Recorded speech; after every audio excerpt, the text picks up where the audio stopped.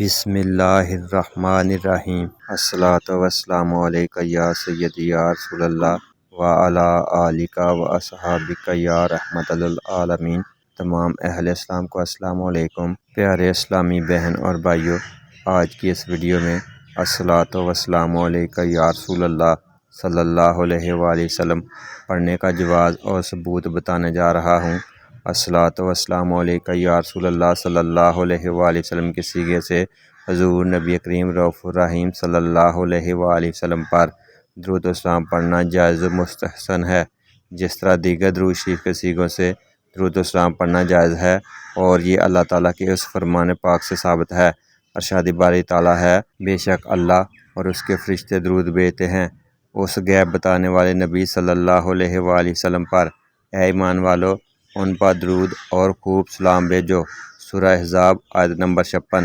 اس آیت کریمہ میں لفظ صلاۃ اور لفظ سلام ہے، اور الصلاۃ والسلام علیک یا رسول اللہ میں بھی لفظ صلاۃ اور سلام دونوں موجود ہیں۔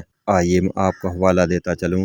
مشکوٰۃ شریف کی حدیث مبارکہ میں ہے، علی بن ابی طالب رضی اللہ تعالیٰ عنہ نے ارشاد فرمایا، آپ فرماتے ہیں، میں مکہ میں نبی کریم صلی اللہ علیہ وآلہ وسلم کے ساتھ رہتا تھا۔ ایک بار ہم مکہ کی کسی جانب پہاڑوں اور درختوں میں سے گزر رہے تھے۔ جب بھی پہاڑ یا درخت کے قریب سے آپ صلی اللہ علیہ وآلہ وسلم گزرتے تو اس پہاڑ اور درخت سے آواز آتی تھی، السلام علیک یا رسول اللہ۔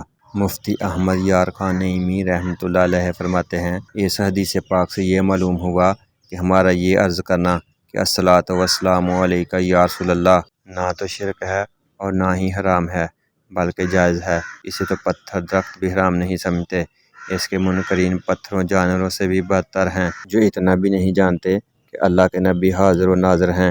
حضرت جابر رضی اللہ تعالیٰ عنہ سے روایت ہے کہ جان عالم صلی اللہ علیہ وآلہ وسلم نے ارشاد فرمایا، مکہ مکرمہ میں ایک پتھر بعثت کی راتوں میں مجھ پر سلام کرتا تھا، میں اب بھی اسے پہچان لیتا ہوں جب اس کے پاس سے گزرتا ہوں۔ تو میرے عزیزو، ہم پھر کیوں نہ نبی رحمت صلی اللہ علیہ وآلہ وسلم کی بارگاہ میں الصلاۃ والسلام علیک یا رسول اللہ، الصلاۃ والسلام علیک یا حبیب اللہ کا تحفہ پیش کریں، کثرت سے پڑھیں، اور اللہ اس کے رسول صلی اللہ علیہ وآلہ وسلم سے رحمتیں اور برکتیں پائیں۔